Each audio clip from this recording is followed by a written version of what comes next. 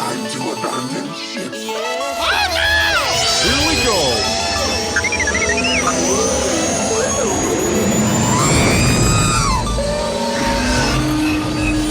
Can I persuade you to join us for a drink? It's a tradition. Here. Jar Jar, homie, my main man, quickly. Before the Separatists attack, get into the escape pod. Perfect! This is escape, then we're the pod.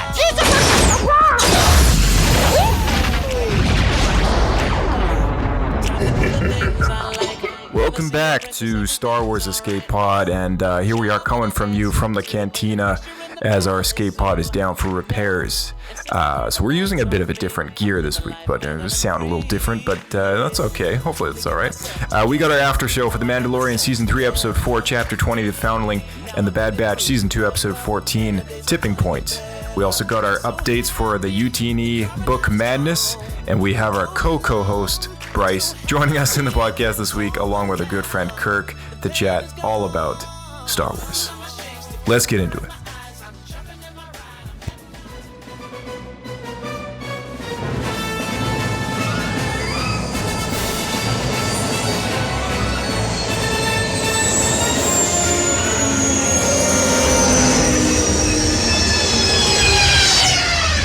Another happy landing. Hey, how's it going? Man, being in the co-pilot's chair. I'm in the co-pilot's chair, but I'm the co-pilot. The co-pilot. I'm sitting. The Falcon cockpit has 4 seats, and you guys are right there with us. That's good. I was gonna say, I'm like, Blake's chair is super hairy. He's a very messy Wookiee. Yeah, he is indeed. and then that makes me C-3PO then. I'm the stowaway that talks too much and everyone wants to get rid of. Not true. No. We have unplugged you from the hyperdrive and brought you up to the front here. Good. Yeah. That's At least I'm not right. in the escape pod. Well, I guess I am in the escape pod, but not in the escape pod. Right. To all our listeners out there, we might be sounding a little different this week. We're having to work with some new tech on the go while our ship is down for repairs. So hopefully it's not too much out of context. We're gonna try and slice this episode up as much as possible to make it like the regular format, and I guess we can start talking about Mandalorian, because Kurt, you're not fully caught up on the newest Bad Batch, so we'll aim for Mandalorian first here, and then we'll get into some Bad Batch after. But I'll read the summary here, and then we can talk about some bullet points and things we like, things we didn't like, the usual, and kind of see how it goes. So this one is The Mandalorian Season 3, Episode 4, Chapter 20, The Foundling. Din Djarin introduces Grogu to Mandalorian combat training. Grogu wins at a training match, but his opponent Ragnar Vizsla is captured by a large raptor. I would call it a dragon, but that's what this summary says. Bo-Katan gathers a hunting party, which includes Din Djarin and Ragnar's father, Paz Vizsla, which we actually find out in this episode that Paz Vizsla has a son, and leads them to the nest of the beast. The armorer forges a new piece of Mandalorian armor for Grogu, and a rondel bearing Din Djarin's Mudhorn sigil. As she works, Grogu has visions of his rescue from the burning Jedi Temple during the Purge, from one Jedi Master Kelleran Beq, a sympathetic member of the Naboo Armed Forces. Vizsla's over-eagerness to save Ragnar disrupts Bo-Katan's plan and leads to a difficult aerial rescue in which Bo-Katan and Din Djarin rescue the boy unharmed, kill the beast, collects its chicks, and earn the clan's respect. As the armorer replaces Bo-Katan's pauldron lost in the scuffle with the raptor, Bo-Katan reveals her encounter with the mythosaur to the armorer, and the armorer meets her account with indifferent disbelief. So that was quite the episode. I mean, people have been buzzing about the flashbacks. I know I've been really, thinking back across it. I had to watch it a few times. But yeah, what did you guys, off the top of your head, what did you think of this episode when you saw it? Go ahead, Kirk. I really enjoyed it. I thought it packed so much more in, at least on our main heroes, compared to the previous episode. And I just wanted a little bit more. Like 30 minutes went by so quickly. Yeah. So I think this was probably the shortest run time. But I was really surprised with the flashback scene. I didn't think we were going to get an answer so soon about, exactly what happened. And no one would have seen or thought of what was coming as well. So, I mean, my quick thoughts on the whole episode, I really enjoyed it. I wish we had it a little bit longer though, because they packed in a lot. Yeah. Next week, well, at least this week, I guess it is. The episode is supposed to be over 40 minutes, so I don't know if that's gonna compensate or not. But yeah, who knows? But that's it. Yeah. I thought this week was quite short too, as well. What about you, Bryce? I definitely went from like I'm this isn't like my favorite episode by any means, but I definitely went from like I was like, this is ridiculous, this is silly, and then it hit the flashback, and I was like, this is the best episode I've ever seen. I was like, this is incredible. Yeah. Actually, at the start of the episode, I kind of agree. When they did that training match between Grogu and that was rough. What's the son's name again? The Vizsla's son? Ragnar. Yeah, like right. Good old Ragnar. I don't know if he should really be Mandalorian at this point, because like they have the match. He shoots 2 shots at the beginning. He could have just shot the third and won the whole thing. And then you've got Grogu doing, Grogu type things and flipping over and he shoots 3 at once. I'm like, what is going on? Man, that's like nepotism at its finest. Like just because your like dad is like the cool Mandalorian, you get to just completely disobey the rules of the duel. Exactly. The referee clearly stops the fight every time someone gets hit, right? Yeah. And then the third round, Grogu shoots the kid 3 times, and he's like, Grogu wins. Yeah. Grogu wins. I was thinking about that too. I was like, man, like what?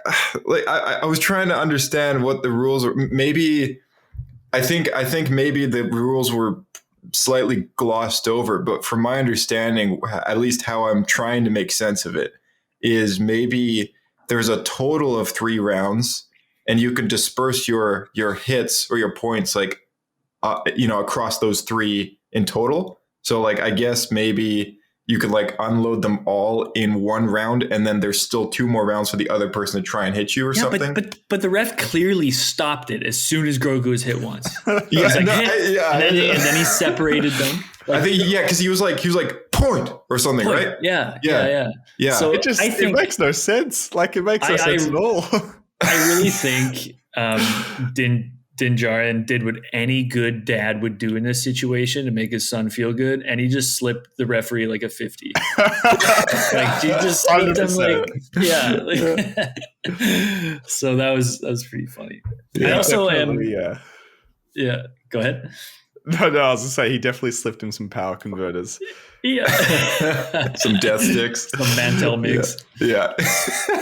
And then I was also going to say the training sequence. I'm like, is this honestly the best of Mandalorians? Like, is this their daily routine? This is exactly what I was going to mention, because you guys have seen Clone Wars, right? So like there's some areas in the show, very small areas, that we see like the Mandalorians, like Vizsla's clan, the Death Watch train amongst themselves. And I think there's a scene where Maul and his brother are walking through the camp, and then he's complimenting Vizsla on like his people being like strong and ferocious or whatever.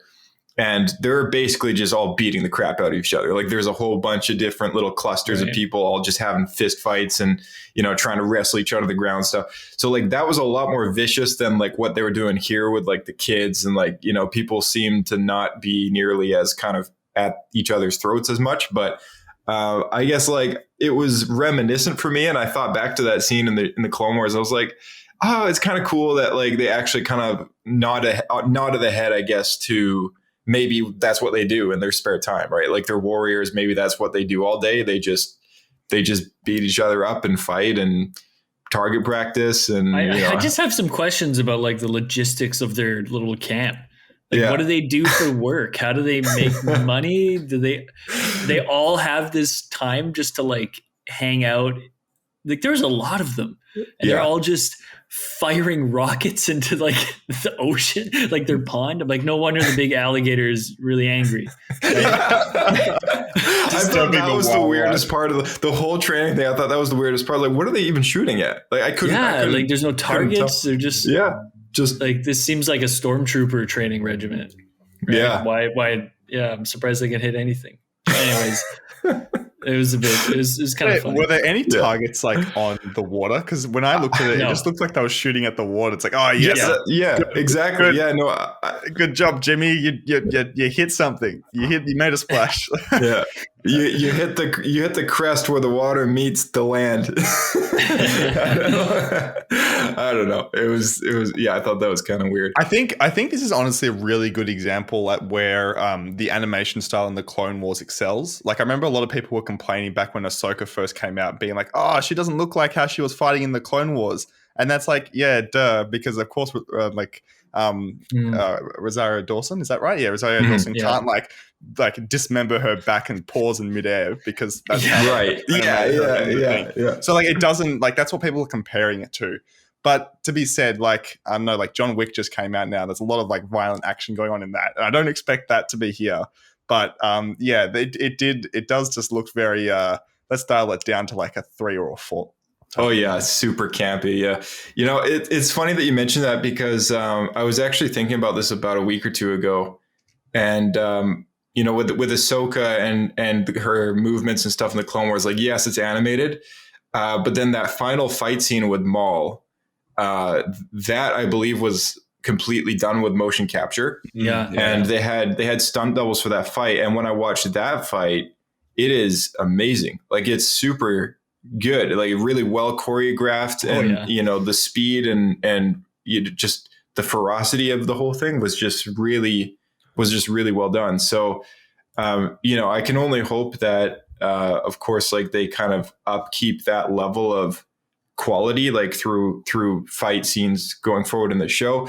I mean, because it was a training thing, we can kind of like let it slide for like some of those, like, kind of like, oh, that was kind of weak, but you know, I'm just hoping that like the actual like hand-to-hand combat moments that we see later on, or like sword duels, whatever, you know, I'm just hoping that it's like just at the same level, right? Yeah, I think the whole like problem with this area, like, I'm just having a quick flick through the scene again, just having a look what they're fighting look like in the background. I think this season is just a little bit lacking. Like, what's the end goal? I feel like at the midway through the other 2 seasons, we kind of knew where things were going, and maybe not so much season 1, but I just don't quite understand like what they're trying to do here. Is this more about Bo-Katan or building the Mandalorian order again and questioning beliefs and everything, which I guess we'll get to when she approached the armor at the end. But it's just really strange. I don't know what all these colorful Mandalorians are doing, and what the end game goal is with these guys. Yeah, it's definitely an interesting, you know, thing to speculate about, because on the one hand, it could be a story for the season, and on the other hand, it could play into that. There was an article written about it recently. Jon Favreau basically said like there's no end in sight for the Mandalorian, and it has a lot of people worried because, like, well, merchandise. What's the point, right? Like why write a story if you don't know how it's going to end, right? Like, yeah. So, you know, on the one hand, it could be a story that we're looking at, which plays into the whole season. Somehow it's going to come to a close, or maybe it'll play into like a 2-season event. Maybe it'll pull like a Book of Boba thing, and we're going to see like the consequences of the end of this season play into another show. Like, you know, it's kind of hard to say like at the moment, but that's definitely an interesting thing to speculate on. I really feel this is a bit of a bridging season, and I hate it when this happens when I start to watch something. But when as soon as Vizsla's son got captured, or the Aerodactyl looking dragon thing, you were like, yes, and grabbed the kid. No, I was like the opposite. I was like, no, don't do that, because I knew the rest of the episode was going to be about going to fetch this kid that was like being stupid. And I'm like, this episode's only 30 minutes long, and they're gonna, and like at the end of the episode, they're gonna celebrate because they got the kid back. Obviously, they're not going to eat the child. So I think like the flashback sequence just like saved it for me because if that happened, I was like, oh man. I think you're right. Another Ewok adventures. It's not as satisfying when you see the characters like they have the problem or issue and then they solve it in the same episode. Like there's no arc there. It's just right. And then it makes it feel like a filler, right? Totally. Yeah, no, I agree. You know, and that flashback that you mentioned, dang, like that was super cool. That was the stuff that I was really looking forward to when I saw the trailer for this season. Like the brief glimpses of those 4 Jedi going towards the gate that had sparks coming out of it. You know, we all kind of knew like that we'd get more of Grogu's backstory, and I'm super happy that it played out the way it did. You know, it was amazing to see Ahmed Best back, you know, in a role in Star Wars. That was amazing. Playing a character that he actually played on a YouTube series called Jedi Temple Challenge, which was like a bit of a challenge course, kind of like Wipeout or something. So is it like a kids reality show? I'm actually gonna go watch that. yeah. It was. I mean, if you're like 7 years old, like this is like the thing to watch, right? Like it's kind of cool. Like, I am so. yeah. It was cool. Like I actually did watch. I think a good amount of it. There's not that many episodes, and it's only 1 season. But it was. You know, it's supposed to kind of be in universe. Yeah. And his character that he plays, which is Kelleran Beq, is also nicknamed as the Sabered Hand. And his character is supposedly a Jedi Master who serves the Order, assisted by protocol droid AD3 and LXR5, both of which show up on Jedi Temple Challenge. They serve aboard the starship Athelia. And then that's all we really knew about the character. And we also, I think there was also something about his lightsaber being purple I don't know where that was confirmed. I don't know if he ignited it on the show at one point and it was purple, but in this show, because I don't think Jedi Temple Challenge is really meant to be like a canon story or anything like that. Yeah. It's I think it was a wise decision not to keep it purple. Like I just got to throw that out there just so that like no one gets confused with Mace Windu. For the average viewer, maybe they're just too similar, right? Like, so I don't know. To me, I thought that was a good idea. I liked the fact that they distinguished him with a very unique tunic. Like I really liked that. He had like this nice kind of engraving on like the edges. Man, he really looked the part. Like, I was like, this guy looks like a badass Jedi. Like Master is so good. Yeah. It was so good. Yeah. And you know, he's just like, I mean, I haven't seen Ahmed Best in a lot of things. Like, I'm going to be honest. Like I'm not like a diehard Ahmed Best, like, fan. Like I don't even know like what else he does. Like he's brilliant at Jar Jar. I've always loved the character. You know, I know you've always loved the character. We have mad respect for the character and what he did as one of the first actors to pioneer motion capture technology. Like that was a huge deal. So like, you know, we have a lot of love for Ahmed around here, but to see him back like that, you know, like coming through the doors and just kind of like looking down at Grogu and just kind of saying like, it's going to be all right, kid. Like, I was just like, man, he must have had the time of his life doing that. And to be a bit more kind of reflective on the whole ordeal, you know, he's kind of been very outspoken about how his role as Jar Jar been, you know, was quite mentally damaging to him, like years of the toxic fan base kind of coming at him critically and everything like that. It really set him in a downward spiral for a while. And so not only is it great to kind of see him back in this new kind of in a different character, just kind of embracing Star Wars just as, you know, as a fan would, but also just to kind of like play such an instrumental character that people can like, that those same people who might hate Jar Jar with a passion can actually like appreciate a different character that he plays. And, you know, it's just kind of reaffirming that it's like, yeah, no, he's just an actor. He's just doing his job. Like, you know, like, so like, I liked that. I liked that a lot. I don't know whose idea it was.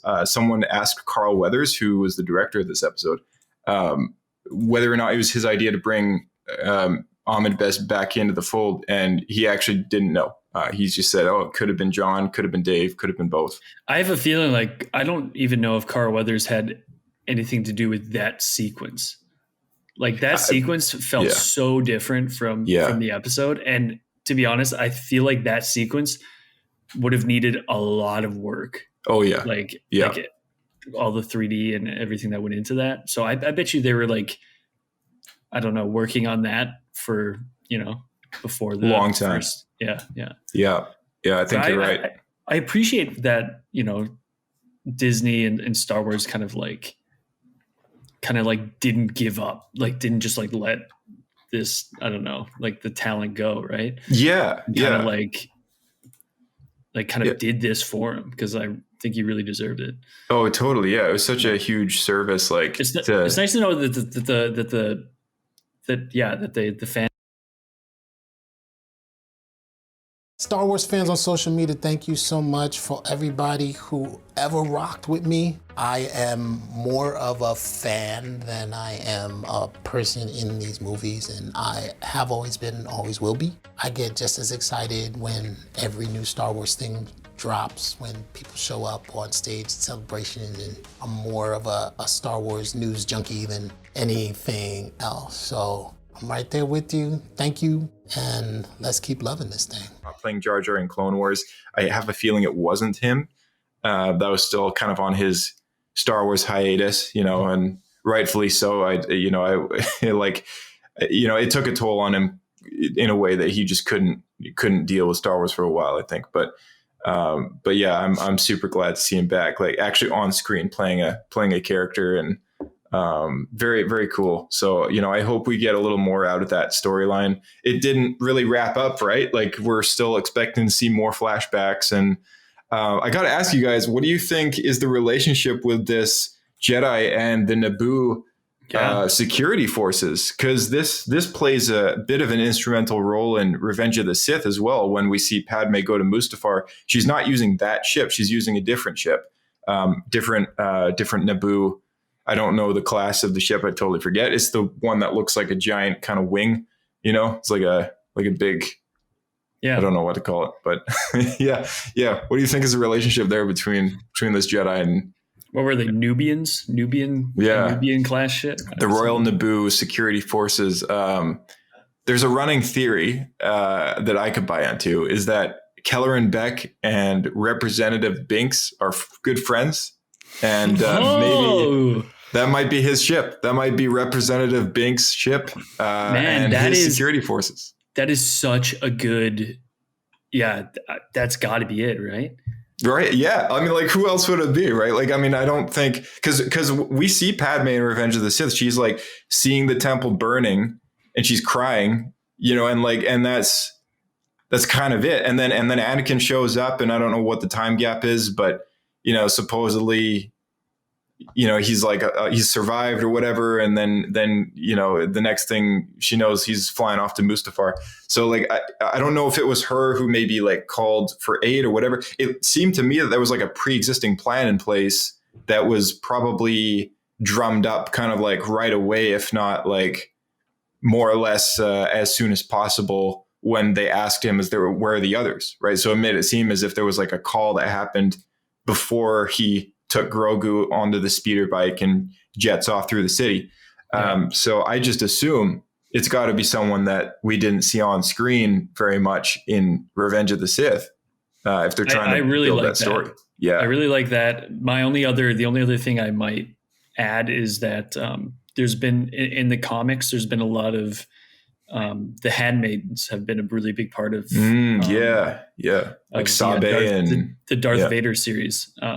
So it could always be one of them, but I have a feeling like they're going to try to redeem Binks a little because he was so instrumental in bringing about the destruction of the Jedi. I can't tell you how much I want to see him back, because it's true. Like Jar Jar was in Padme's place when he helped Palpatine authorize the Grand Army of the Republic, legalizing all the troops and everything like that in Episode 2. So I think, a lot of people it's like we're looking at the story, he holds a little bit of blame for that. But I would love to see him back and kind of like have him be this the one who actually did this, like communicates with his friend and gets his ship set up to be like an escape vessel kind of thing. Like that would be really cool. I'm also very curious as to what happens after. Like, how does Grogu get into the position he is many years later? Like, where does he go? Like all that time? Like maybe Kelleran Beq is alive through the entire original trilogy. We have no idea, right? I feel we're not going to get any more flashbacks until next season. I think that's as much as I want to see what happens next, I genuinely feel like we're not going to get it back. And maybe record this audio and prove me wrong by the time the next podcast comes around. But I feel like they're just having a little bit more mystery to show what happens kind of next. And I think as much as I want to see, where did he go? Who's he taking it to? And how do they plan for the Naboo soldiers? Sorry, I can't remember what you called them. But I feel like we're not going to get those answers until next season, which is really annoying because I want those answers. You're probably right. Maybe we'll get one, but I think you're probably onto something. Yeah. I feel like I don't know if they planned whether or not the Jedi contacted somebody within Padme's like security detail, be like, okay, it's time, something's happening, let's do stuff, or like there was a pre-planned in place. So I don't know, but I think it was pretty clever, and it wasn't an accident that they chose these particular people to provide the ship to Best's character, and also live action clone troopers as well. I don't think we've ever actually got them until since like Kenobi, obviously, but yeah, you're right. Yeah, I think Kenobi was the first. Actually, was it Kenobi or Andor? I think it was one of the two. Andor. Yeah. Oh no, Kenobi came first, so technically it would be Kenobi. Andor, they were really far away, like they were in that flashback sequence, and then Kenobi, we had it during the obviously the Jedi Temple break-in scene. But this one, there was some really up close scenes of them. And I thought they looked great. I thought they looked really good. Most of the Coruscant sequence looked really good. Yes, yeah, for sure. And it was the clones' practical costumes. I got to say though, because as cool as they look, there's definitely some funky armor movement with some of them. Just like if you're kind of like looking at them close enough, and there was one guy's crotch piece was like flipping up way too high at one point. I was like, all I could think about, I don't know if I've just watched the prequel so much that it's just like ground into my head with like the perfection of a CG clone trooper. Everything moves the way it's supposed to, right? But like, all I could think about was like, that's a real guy. Comfortable clone armor is not. Right. No, and there was definitely one guy holding his blaster like so close to his face that it just almost made it look a little awkward. He's like looking down the scope kind of thing, whereas most of them hold it at the hip or kind of at the upper chest area. But when that shot where the doors kind of closing in front of Grogu in the elevator, there was definitely one guy that was like, like way up here trying to like look through his helmet, and I thought it was kind of funny. It's just like slightly quirky, but it was still awesome. It's still great to see like the practical Do you know what stuff. my favorite scene was in this whole sequence was when they were escaping the Jedi Temple, and we finally get like another shot of the temple on fire, which is actually it's really kind of sadistic now that I think about it. That was my favorite shot. But I really like just seeing like them more recognizing like the grand scale of what happened back then. So. And I want more. I want like a whole TV show just called Order 66. 8 episodes of just what happened on that night. I totally agree. Yeah. I mean, like, someone did like a whole fan edit of Order 66 because since Clone Wars, Bad Batch, all these like overlapping stories, like with like all these different Jedi now that we kind of know, what happens to them, like at what point in time. They do like a super cut of like Revenge of the Sith, because like the final arc of Clone Wars like overlaps the whole movie, right? So it's kind of cool to see this story just expanded, and now we know, thanks to Tales of the Jedi, now we know Ahsoka was at Padme's funeral, so like now it gives us a better sense of like timing. It's like, well, she was when this whole thing went down, like she was like on some snowy moon somewhere. Like, how the heck did she get to Naboo like overnight? Like, there's no way. Like, so there must be like a week or two time difference in there. So it really helps kind of flesh out that story a bit more because it's so big.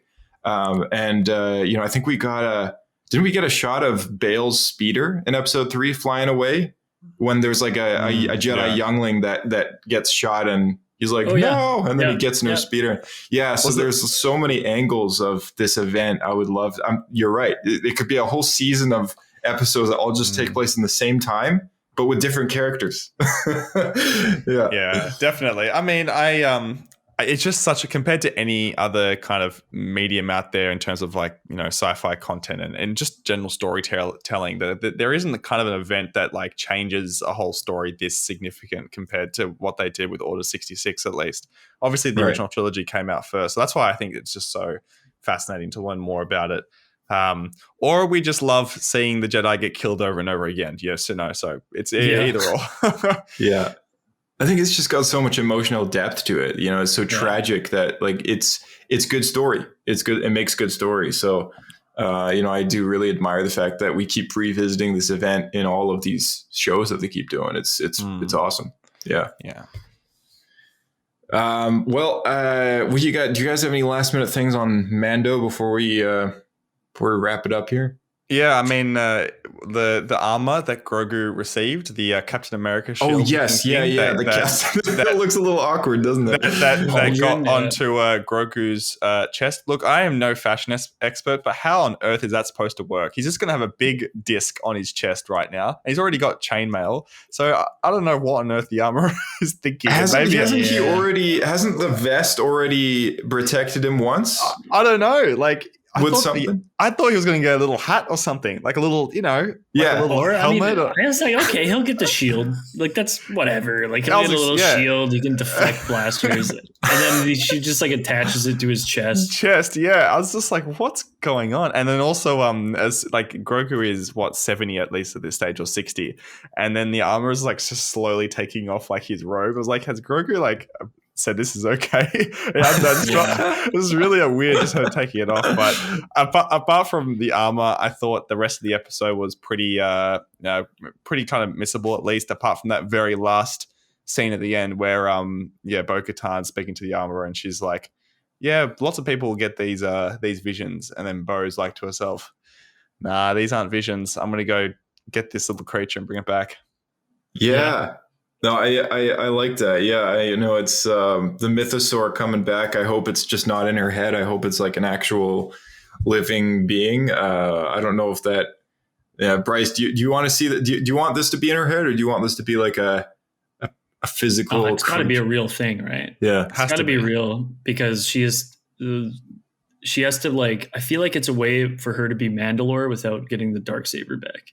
Yeah, is taming the mythosaur, right? Which is rite of passage. Yeah, how the first Mandalore becomes. Right. No, that's a great point. And they're definitely moving into more of like the Mandalorians are beast riders, right? Because they have now they've captured those dragons. Yeah, it's pretty sweet actually. Yeah. Can I mention how this is another thing with them? Like, why do these Mandalorians exist? Because Paz Vizsla is like, this is not the first time this dragon has taken our children.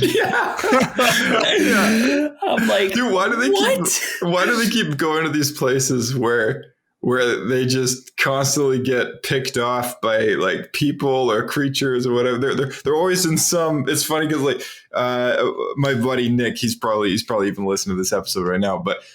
He mentioned to me while we were playing some games like yesterday or 2 days ago, he's like, I was thinking about it, and like, why do the Mandalorians, like, there's so few of them left, and like, why do they always go to a place that's just deadly? Hostile. Yeah. Why not live comfortably somewhere? In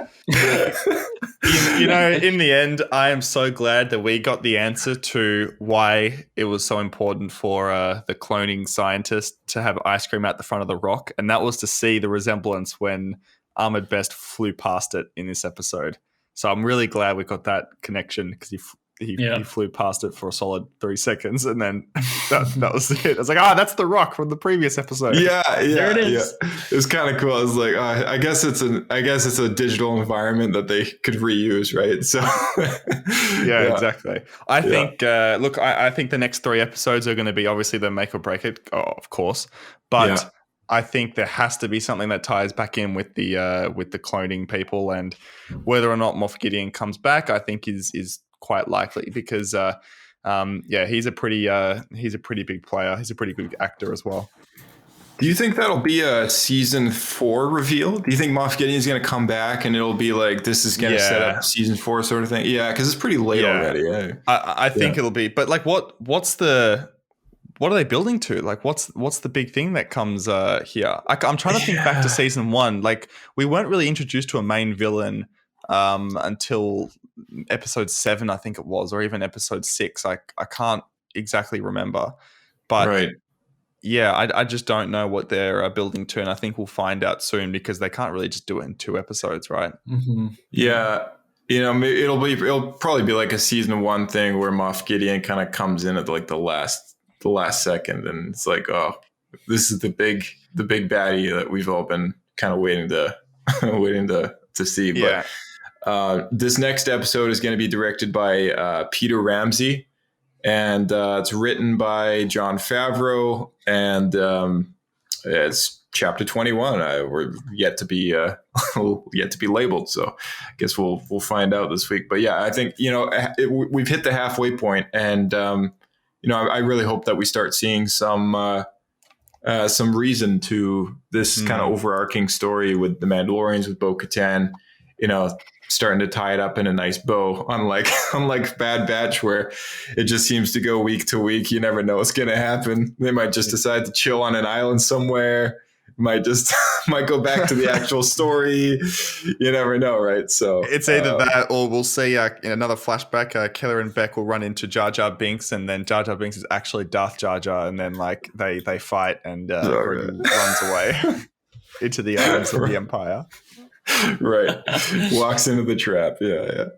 Man, really hoping we see Jar Jar back, but very cool. Yeah, I think he'll be in the back of the ship as Kelleran Beq gets on, be like, "Thank you for delivering Grogu to me."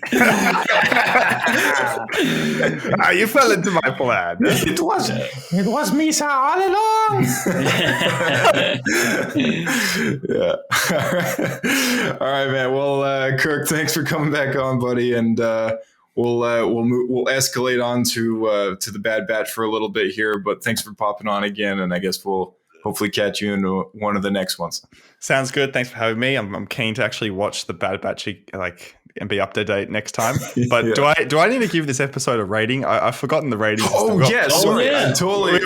We've got how did I forget about that? Poodoos or something. We got Pablo points and Poodoos. Yeah. Okay. Yeah. What's your score? So I think last time I gave the season opener oh God, I can't even remember. Was it 1 or a 2 or something? Pablo points? I got to keep track of all this stuff now. Yeah, I got to start keeping track, but I forget. I don't know, but let's say if I gave the last one like a 1.5 or a 2, I think it was. I'll probably give this one a 1. I'd say it was okay. I give it a 1. That's not bad, is it? 3's really good. That's not bad. No, yeah. No, so for our audience who doesn't know what Pablo points or Poodoos is, Pablo Poodoos is a score system basically out of 7. 3 Pablo Poodoos is the absolute worst. 3 Pablo points is the absolute best. And down the middle, if it's like right in the middle, you don't know what to give it, it's a Bendu. So 1 Pablo points actually, it's like you liked it. It was good. Wasn't amazing. Definitely wasn't bad. Yeah, that sounds right. If I did my currency conversion to a normal rating system, which is like on a scale of 1 to 10, it would be around about a 1 Pablo point, I would say. So yeah, awesome. I enjoyed it without the flashback though. I don't know. Yeah, yeah. Bryce, what would you score it? I'm going for a Bendu. Going for a Bendu right down the middle. Yeah. And I mean, without that flashback, you'd have been doing some Poodoos there. Yeah.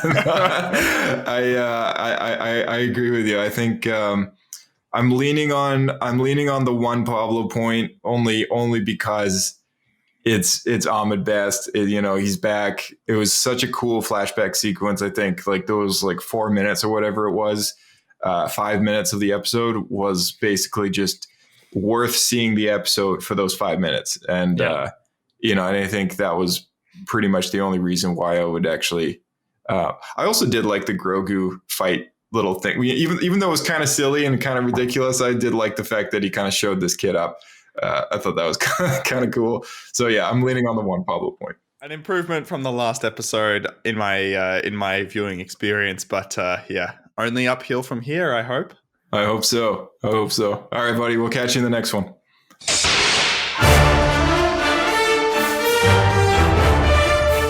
All right, so The Bad Batch Season 2, Episode 14, Tipping Point. Several clones imprisoned for disobedience against the Empire, including Hauser, are rescued by a group of rogue clones led by Rex, Echo, and Gregor, and brought to Coruscant, where Senator Chuchi questions them about their intended fate.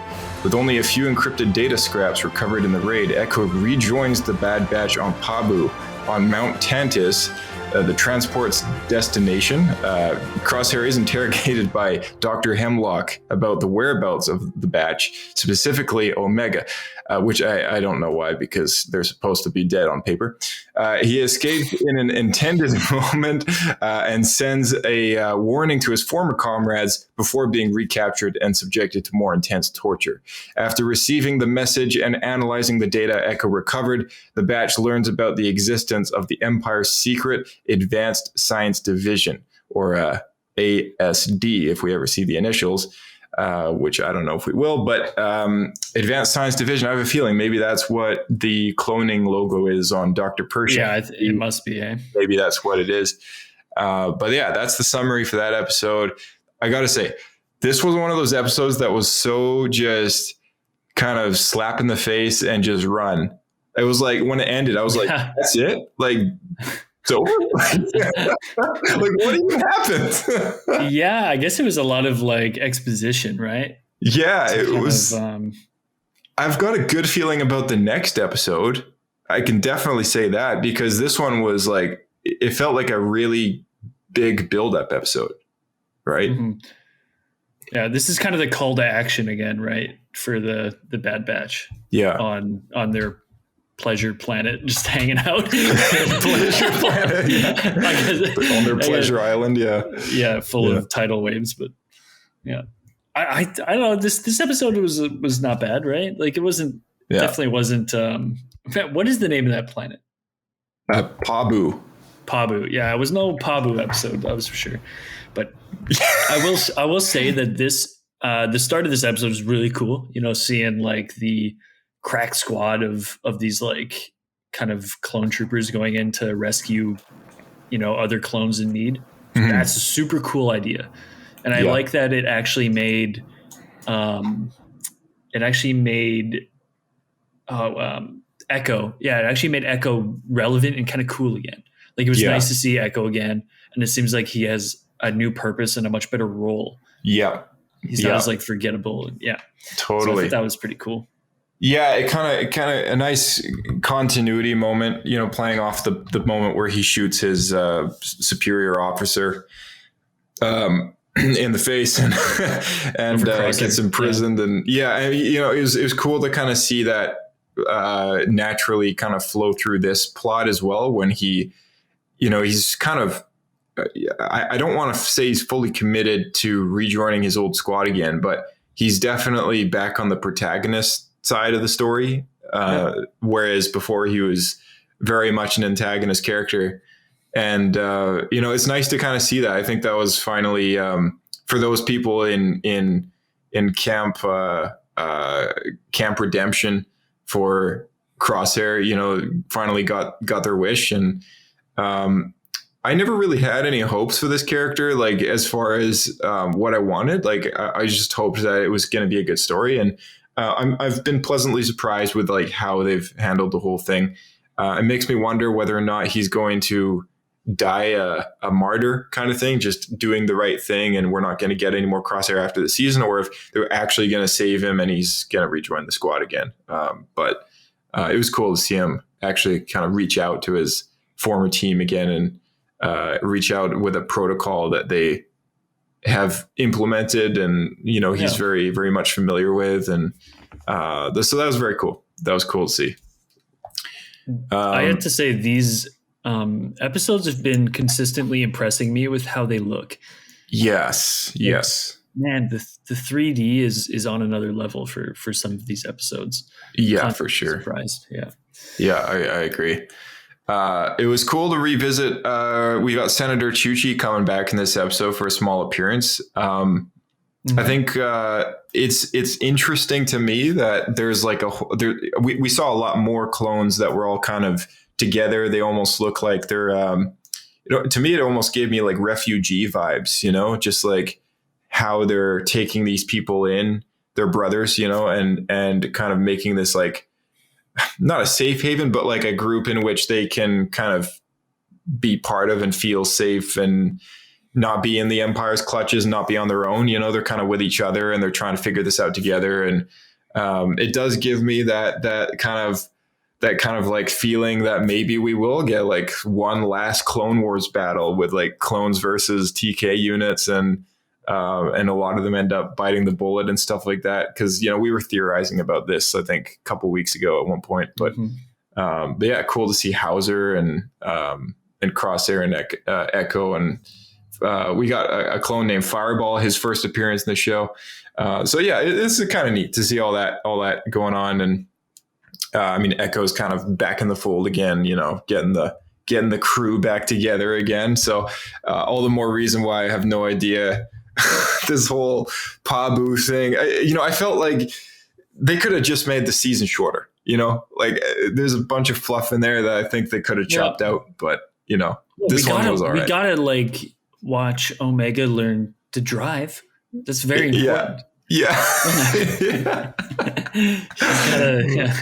I feel like moments like that kind of come in when they're trying to like remember like what Dave echoes as to what George told him. It's like, remember you're making these for the kids, So I don't know, like maybe someone was like, okay, we need like a relatable learning how to drive moment for like the young teens out there who are like 15, 16, getting their license, whatever. And we need something like that. So I was like, all right, cool. Like we're old but young fans at heart, kind of just I guess maybe for the younger fans it's like more relatable, but yeah, like it was, I thought overall it was an all right episode. There wasn't a crazy amount of stuff to talk about.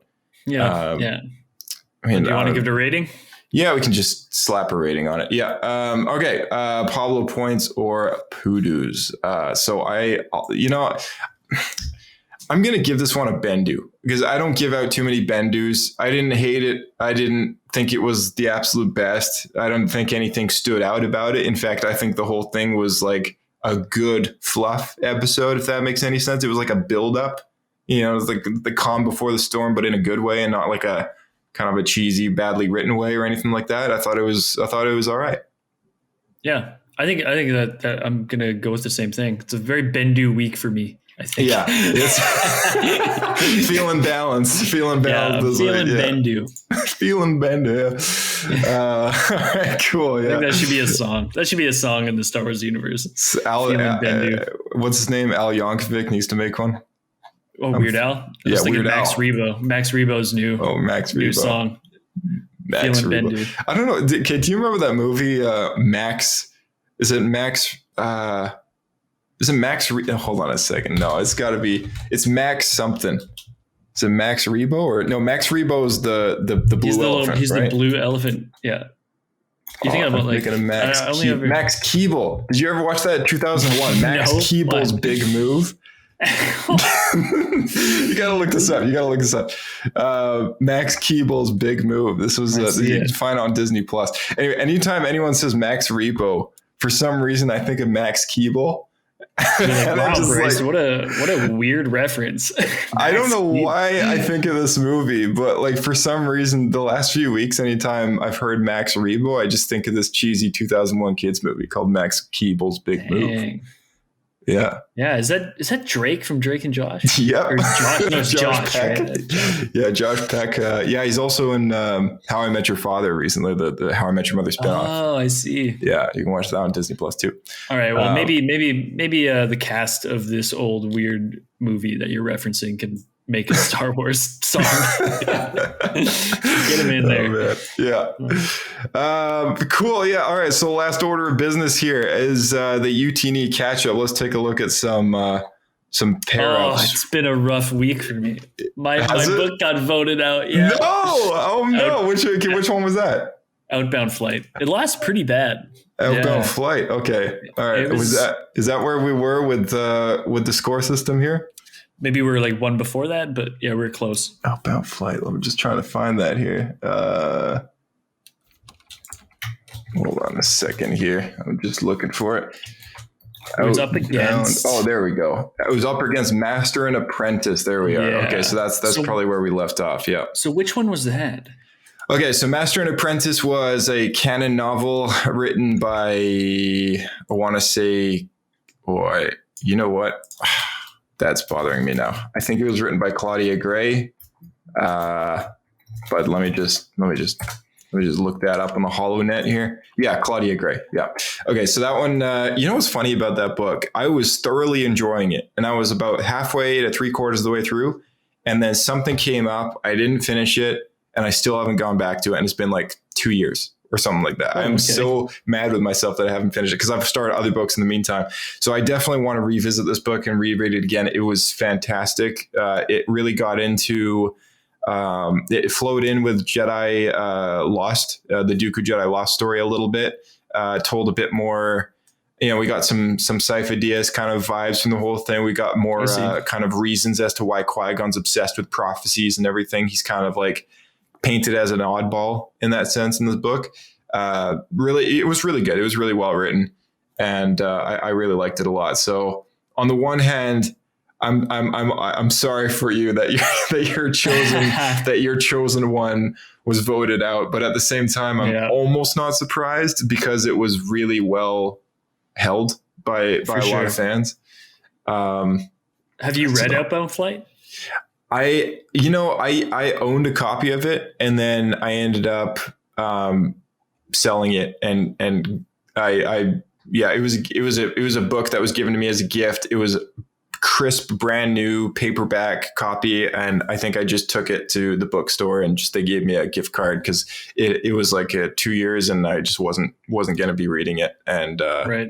Yeah. But I think honestly, if anyone hasn't read it, if you love Thrawn, I think it's his first appearance. Yeah, I heard it's supposed to be really good. Yeah, like chronologically in the old EU, it's supposed to be his first appearance, right? Yeah, kind of since the Thrawn trilogy, right? Or since like the old EU, and it was very cool. Had some stuff with Joruus C'baoth from the Thrawn trilogy, like non-clone Joruus C'baoth. And just some sneaky stuff that Palpatine's up to. Kind of like, it was kind of cool because you get to see Palpatine at work before Phantom Menace as well. That's really cool. Yeah, they must have tied in with the Darth Plagueis novel a little bit then in that sense. Yeah. And then you get to see kind of how the Chiss ascendancy works, and that was really cool too. Right. To see kind of how they. Did you read those new books, the Thrawn ascendancy novels? Oh, no, I haven't. Does it go into that as well? Yeah, so that's the canon storyline that basically replaces the Outbound Flight within the canon, I guess. I had no idea. Yeah. I thought, okay. Yeah, I don't know if it's quite the same story, but it's like the same kind of time frame, I believe. Yeah. Like just before Phantom Menace? I'm trying to remember if it's just before Phantom Menace or maybe kind of just during the prequels in general. But I know that the second Thrawn book it flashes back to the Clone Wars era, and I think these books predate that era. So it's either after Phantom Menace but before Attack of the Clones, or completely overlapping kind of all those films. Cool. But yeah, it's definitely worth to read the Thrawn Ascendancy trilogy. So that's actually on this list. So Master and Apprentice, Outbound Flight, Master and Apprentice 1. We had the Star Wars: The High Republic, Light of the Jedi versus the X-Wing Wraith Squadron series, and Light of the Jedi did come out on top by a long shot. Bloodline versus Thrawn Alliances and the first Thrawn book in the canon. That's books 1 and 2 of the canon. Well, there's 2 Thrawn trilogies in the canon, so there's 6 books overall, and we're talking about the first 2 that were done in the canon versus Bloodline and Bloodline 1. I gotta say something though. Would you vote for High Republic Light of the Jedi if you knew that in X-Wing Wraith Squadron there's a Gamorrean X-Wing pilot? Pretty sweet. Dang, that is tempting. Did it even speak? Do you remember if it spoke any particular language, or did it just grunt? I don't know. No, he definitely. I think it was a she too. I think she definitely had lines. Wow. I think it was like maybe the reincarnation of Porkins, but. Wow. I guess Gamorreans can learn basic too. Dark Disciple was my favorite out of the list, or one of my favorites, and I'm sad to see that one go. No. The Thrawn Ascendancy trilogy beat it out by a couple points, less than 100, but so it was a close game. We had the episode 3 novelization versus Shadow of the Sith, and the episode 3 novelization came out on top by a decent number. The High Republic, what is this? Page is loading. The Fallen Star, thank you. Versus Catalyst, a Rogue One novel, and the Fallen Star came out on top. I'm actually, I think that's the next one that we're going to talk about on the podcast for book reviews, is the end of the Phase 1 High Republic trilogy. Thrawn versus Labyrinth of Evil, and Thrawn beat it out by a long shot. So this is the first canon book that's called Thrawn. We had Darth Plagueis paired up against the Aftermath trilogy. Darth Plagueis whooped the Aftermath trilogy's butt with nearly doubling the points. We had Kenobi, the old EU Kenobi book, versus the new Resistance Reborn, which flows into the Rise of Skywalker. And Kenobi also destroyed Resistance Reborn. Man, that was a big one. 557 points to 285. What's this one? Okay, so this one was the High Republic, the Rising Storm versus X-Wing, the Rogue Squadron series. And the Rising Storm that's the second book in the first phase of the High Republic, and that beat out the X-Wing's Rogue Squadron series. Have you read this Rogue Squadron series? Because you mentioned that. Oh, I've read a lot of them, but there's got to be like 20 books. Because you mentioned that, because Rogue Squadron is the name of the Patty Jenkins movie, and the title is kind of taken from this book series. So and the games too. There's a lot of pre-existing lore for Rogue Squadron. A lot of it's hunting down. It's all to do with battles fighting Imperial warlords after Return of the Jedi, pretty much. Yeah, that's cool. Like that's a cool story, because that's basically sort of the events that are going on around the Mandalorian that we're not seeing. Yeah, but that's what's happening, right? So yeah. That's a cool, it's just interesting for people to know that, because those are some interesting stories, and they might not be canon and whatever. Some good stuff if you like Top Gun, and if you just like Star Wars, like space combat. There's a lot of like fleet combat too. Akbar's present in a lot of it, and there's a lot of like naval combat. If you like broadsides and right, really just cool. Like cool stories, right? Yeah. And who knows? Maybe the movie is going to pull from some of those stories. Who knows? We had the Darth Bane trilogy from the old EU versus Dark Lord: The Rise of Darth Vader. That was one of those novels in the EU that came out like right after Revenge of the Sith came out. And I think it was a novel that took place immediately after the movie happens. The Darth Bane trilogy beat that out by a landslide. We had Padawan, the book that came out before Kenobi last year. We had the Obi-Wan Kenobi book called Padawan versus the Han Solo trilogy. And it was a very close match, but the Han Solo trilogy pulled through to round 3. And we only have 4 matches in round 3, which will lead to the final semifinals. What is that? Round 4, and then semifinals. So Josh, do you have a bet? Do you have a bet on like the book that's going to win it all? Okay, so what we're looking at is Lost Stars versus the Thrawn trilogy and Legends, Brotherhood versus Dooku Jedi Lost, Master and Apprentice versus High Republic, Light of the Jedi. We had Bloodline versus Thrawn Ascendancy trilogy. We have the Episode 3 novelization versus Fallen Star. We have Thrawn versus Darth Plagueis, Kenobi versus the the Rising Storm, and the Darth Bane trilogy versus Han Solo trilogy. So that's all. I'll tell you, I've got my pick. Man, I want to know what you think. That is a real tough selection there. I think. Oh, dang. Okay, well, I think my money is probably on the original Thrawn trilogy. If it's not that, it's probably on Darth Plagueis. But I don't know. That's just kind of my. Those are my two as well. It's got to be one of those two. Yeah, it's got to be, right? It's got to be. I think it will be Plagueis. That's my. I think if Plagueis gets through Thrawn here, I think it's going to be. Yes. Bane might be coming in the close like third, but I think it's Plagueis. Yeah, no, it's a good point. Yeah.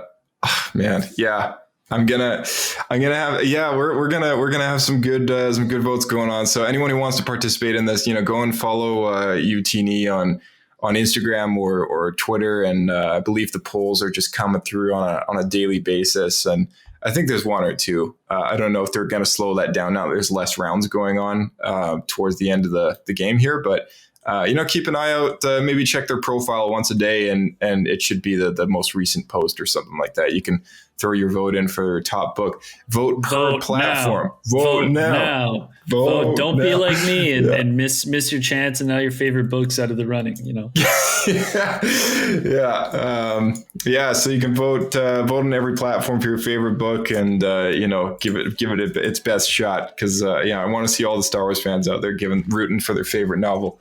But yeah, I think that's a likely last two is Plagueis versus the old Thrawn trilogy. So yeah, sweet deal. All right. Well, that's all we got for this week's show. And, I'm looking forward to Mando and Bad Batch this week, and looking forward to chatting with you guys in the next one. And Bryce, do you have any last minute things you want to wrap up with? No, I had a great time talking today. Yeah. All right. Awesome, buddy. Well, I guess we'll catch you in the next one. And thanks again for coming on. Yeah. May the Force be with you. And with you. All right. Thank you guys so much for tuning into the podcast. The best way to help us out is always just to drop 5 stars, hit that subscribe button. It takes no effort, and you get updated every week with the new episodes that we drop, both on the podcasting platform of your choice as well as on YouTube Tuesdays at 1 p.m., which are YouTube premieres. So you can leave a comment and chat with other people who are tuning in live. So that's kind of cool as well. We got Star Wars Celebration right around the corner, and we do plan on doing daily recaps for each day that Celebration's going on, and just kind of chatting about the hype and all the new announcements that might be coming out, any trailers that might be dropping, that kind of thing. So definitely don't want to miss that. So pop on the show for those Celebration recaps, and we might even do it like an open mic thing. There's been chat about that for a while. We also have a High Republic novel review to kind of get around to at some point, which we're going to hit after The Mandalorian. We got a special guest lined up as well for a brand new saber company. I don't know how brand new it is, but it's been around for a little bit. We met them at Fan Expo in Vancouver, and you can look them up. They're called Alki Solutions, and really great alternative to buying lightsabers. Great customer service. So we're hoping to have them on at some point in the coming weeks once Mando and Bad Batch are all wrapped up in a nice little bow. And until next time, hopefully we get back in the escape pod again for next week, where you have our regular sound. But until next time, thanks again for tuning in, you guys, and may the Force be with you.